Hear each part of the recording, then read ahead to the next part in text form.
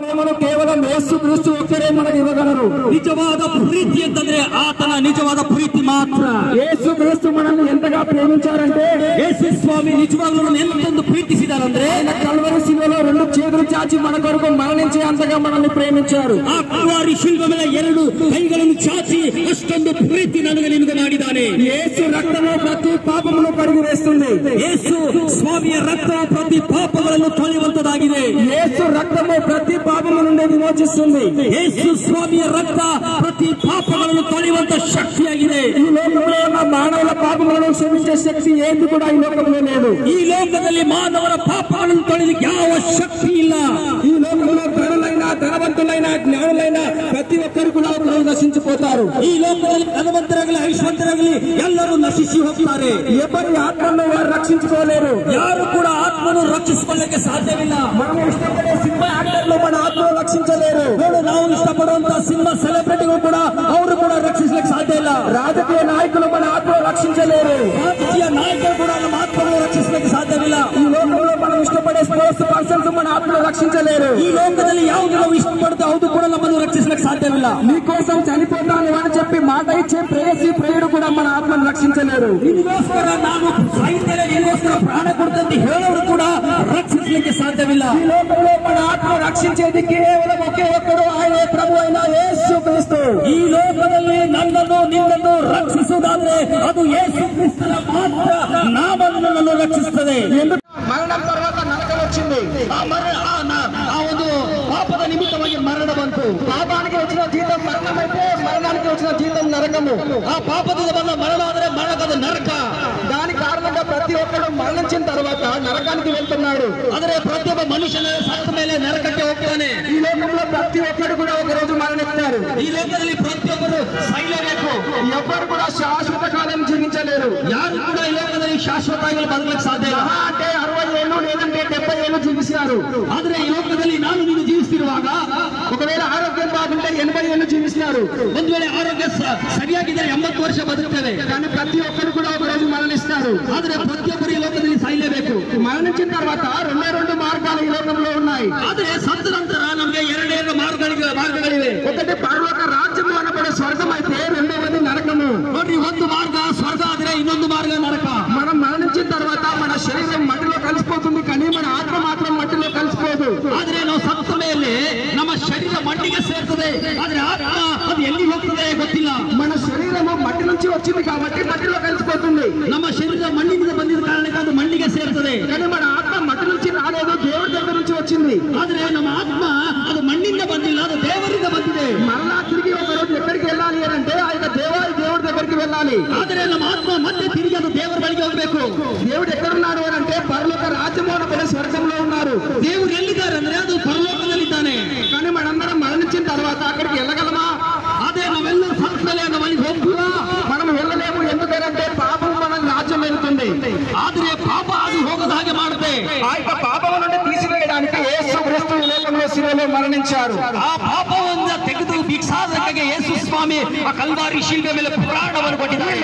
మానవుల యొక్క పాపముల కొరకు యేసు క్రీస్తు ఒక్కడే శిలువలో మరణించారు. ಈ ಲೋಕದ ಪಾಪ ನಿವಾರಣೆಗಾಗಿ ಯೇಸು ಕ್ರಿಸ್ತನ ಮಾತ್ರ ಬಲಿಯಾಗಿದ್ದಾನೆ. ఆ యొక్క పాపములు క్షమించడానికి ఆయన రక్తాన్ని కార్చారు.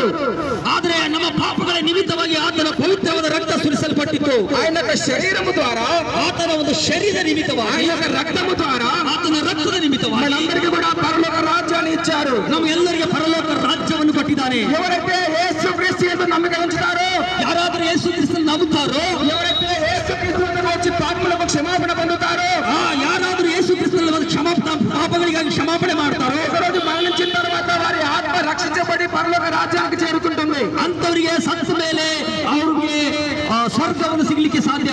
ప్రభు అయిన యేసు క్రీస్తు ఆయన ఏమంటున్నారంటే, ಕರ್ತನಾದ ಯೇಸು ಕ್ರಿಸ್ತನ್ ಏನ್ ಹೇಳ್ತಾರಂದ್ರೆ, నేనే మార్గమును, నేనే సత్యమును, నేనే జీవమును అని అంటున్నారు. ನಾನೇ ಮಾರ್ಗವು ಸತ್ಯವು ಜೀವವಾಗಿದ್ದೇನೆ ಎಂಬುದಾಗಿ. ప్రభు అయిన యేసు క్రీస్తు ఆయనే మార్గము, ఆయనే సత్యము, ఆయనే జీవము. ಕರ್ತನಾದ ಯೇಸು ಕ್ರಿಸ್ತನ್ ಹೇಳ್ತಾರೆ, ಆತನೇ ಮಾರ್ಗವು, ಆತನೇ ಸತ್ಯವು, ಆತನೇ ಜೀವವಾಗಿದ್ದಾನೆ. ఈ లోకంలో ఆయన ఒక్కడే మార్గమై ఉన్నాడు. ಈ ಲೋಕದಲ್ಲಿ ಆತನು ಒಬ್ಬನೇ ಮಾರ್ಗವಾಗಿದ್ದಾನೆ. ఆయన ఒక్కడే సత్యమై ఉన్నాడు. ಆತನೇ ಒಬ್ಬನೇ ಸತ್ಯವಾಗಿದ್ದಾನೆ. ఆయన ఒక్కడే జీవమై ఉన్నాడు. ಆತನೇ ಜೀವವುಳ್ಳಂತ ದೇವರಾಗಿದ್ದಾನೆ. ఆయనే జీవమును, ఆయనే పునరుత్థానమునై ఉన్నాడు. ಆತನೇ ಜೀವವು, ಆತನ ಪುನರುತ್ಥಾನವಾದ ದೇವರು.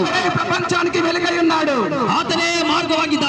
ఆయన దేనికి మార్గమై ఉన్నాడు అని అంటే ಆತನು ಎದಕ್ಕೆ ಮಾರ್ಗವಾಗಿದ್ದಾನೆ? మానవులందరూ మరణించిన తర్వాత ಮನುಷ್ಯರು ಎಲ್ಲರೂ ಸತ್ತ ಮೇಲೆ ఆ యొక్క పరలోక రాజ్యానికి చేరడానికి యేసు క్రీస్తు ఒక్కడే ఈ లోకంలో మార్గమై ఉన్నారు.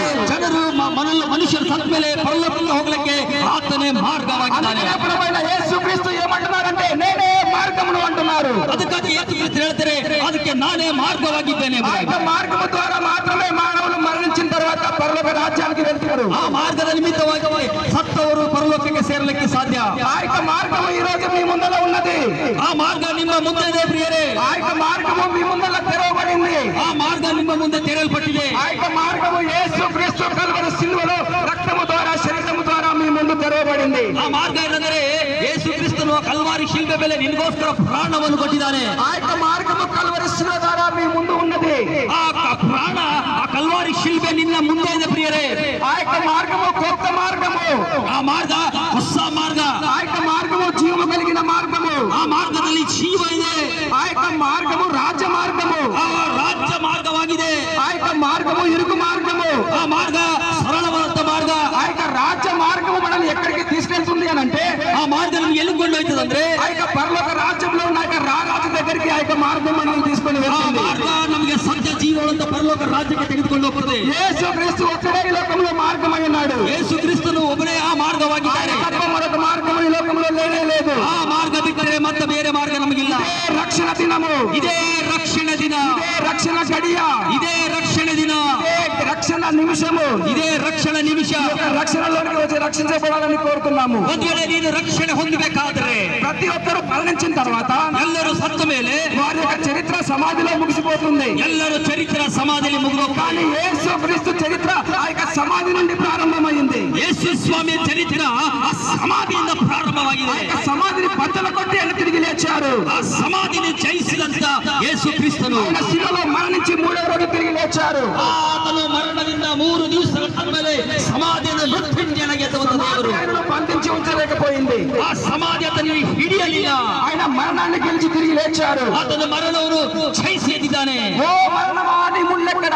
ఓ మరణమా ನಿನ್ನ ಕೊಂಡಿಯಲ್ಲಿ ప్రశ్నించారు. ದೇವರು ಆ ರೀತಿ ಪ್ರಶ್ನೆ ಮಾಡಿದ್ದಾನೆ. ఆ యొక్క మరణాన్ని గెలిచారు. ಆ ಮರಣವನ್ನು ಜಯಿಸಿದ್ದಾನೆ. ఎవరైతే యేసు క్రీస్తుని విశ్వాసం ఉంచుతారో, ಯಾರಾದ್ರೂ ಯೇಸು ಕ್ರಿಸ್ತನ ವಿಶ್ವಾಸ ఎవరైతే యేసు క్రీస్తు వద్దకు పాప క్షమాపణ పొందుతారో, ಅಲ್ಲಿ ಆ ಯೇಸುವಿನಲ್ಲಿ ಪಾಪ ಕ್ಷಮಾಪಣೆ ಹೊಂದುತ್ತಾರೋ, ఎవరైతే యేసు క్రీస్తు వద్దకు వచ్చి ఆ యొక్క ప్రేమలో ఉంటారో, ಆತನ ಪ್ರೀತಿಯಲ್ಲಿ ಇರ್ತಾರೋ వారి యొక్క పాపములు క్షమించబడతాయి. ಅವರ ಪಾಪಗಳು ಕ್ಷಮಿಸಲ್ಪಡುತ್ತವೆ. వారు మరణించిన తర్వాత ಅವರ సತ್ತ ಮೇಲೆ ఆ యొక్క పరలోక రాజ్యము అనబడే స్వర్గానికి చేరుకుంటారు.